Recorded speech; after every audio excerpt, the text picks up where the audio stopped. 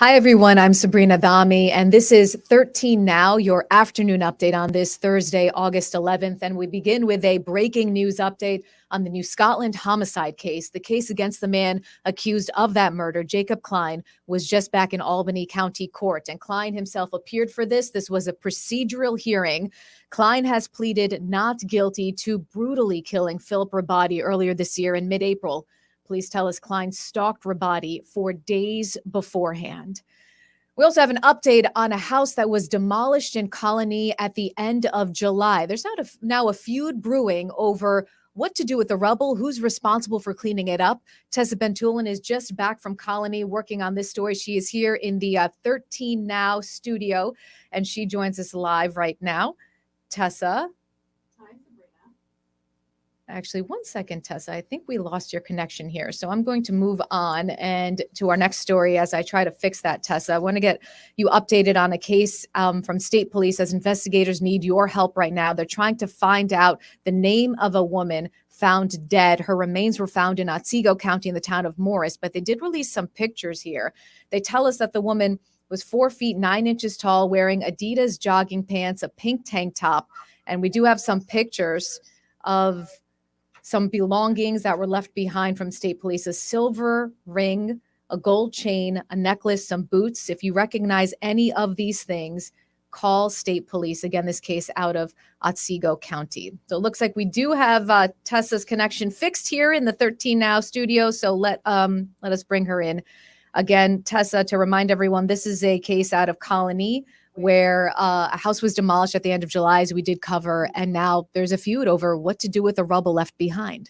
Yeah, and the people who really want to know this are the people that live in that neighborhood. We spoke to pretty much every neighbor that lived just on that street, on Corthell Street in Colony. The woman who lives directly across from where this demolition happened, she says she's called the town of Colony multiple times wondering who's going to pay for this, what's going to happen to it, is someone going to clean up this debris, but she's not getting any answers. She's getting the runaround. Then other neighbors say this is a nuisance. It smells really bad. And when we were out there, when the wind was blowing, it did smell. I kind of developed a little bit of a headache.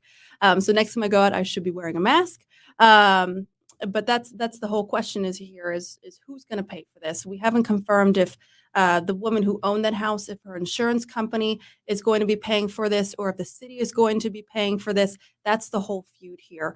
But we're going to have more starting at 4:00 from those neighbors who say that this shouldn't be going on anymore. And the pictures on the screen right now, Tessa, really show the proximity of these houses. I mean, these houses are really close to each other. And the house that was demolished, it's not like there's a big gap between people living next door and what's left behind. No, I mean, if you put your hands out, I would say you could probably touch either side of the house. So it is very close, like you said.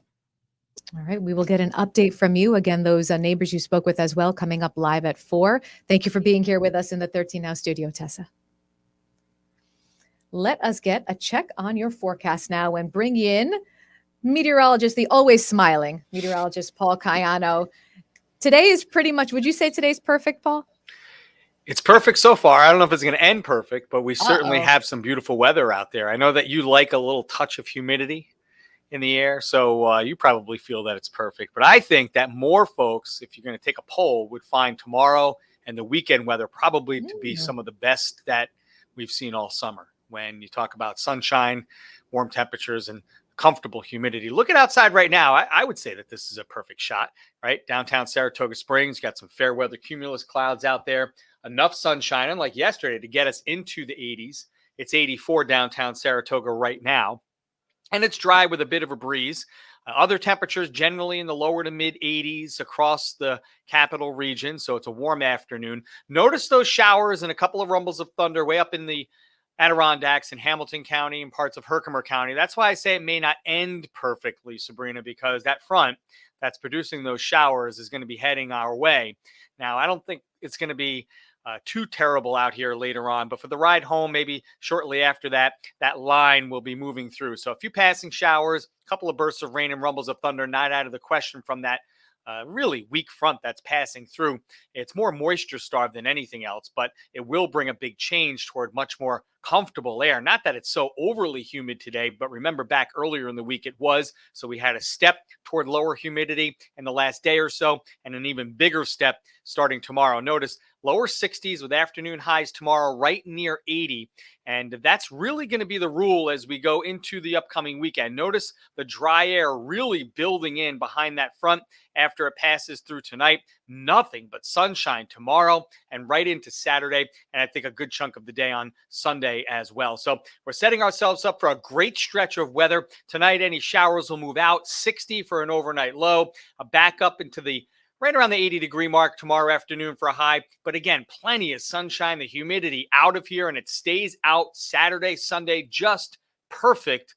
Then a system heads our way and kind of stalls out over us for some unsettled weather into the early to mid part of next week. It's not going to rain the whole time, but we'll introduce the chance of maybe some more unsettled weather as we get into the early part of next week. Notice temperatures hanging out near that 80-degree mark. You were saying all week, Paul, that this would be the time where we could finally open up the windows again at night. And boy, did it feel nice to get that fresh air finally flowing through the house. Yeah, absolutely. And it's going to get more crisp. And you have to add a blanket over the next couple of nights if you're going to leave those windows open, as there could be a little chill in the air, I dare I say it, as we get through those overnight hours. Little taste of fall. All right. Paul, you said thank it, you. not me. I know. You were thinking it, though. All right, Paul, thank you very much. We'll see you live at 4. Okay.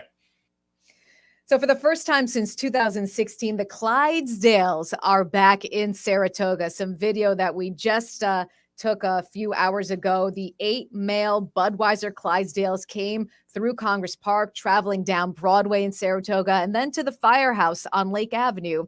This was a way for Saratoga Eagle, the largest Budweiser distributor really in the region, to say thank you to those firefighters for their nonstop work putting out a fire at one of their warehouses on Christmas Day last year. So quite the sight. You can see the crowd that gathered to witness this happen. The Clydesdales in Saratoga Springs. That is your 13 Now update on this Thursday afternoon. I'm Sabrina Dami. We'll see you live at 4.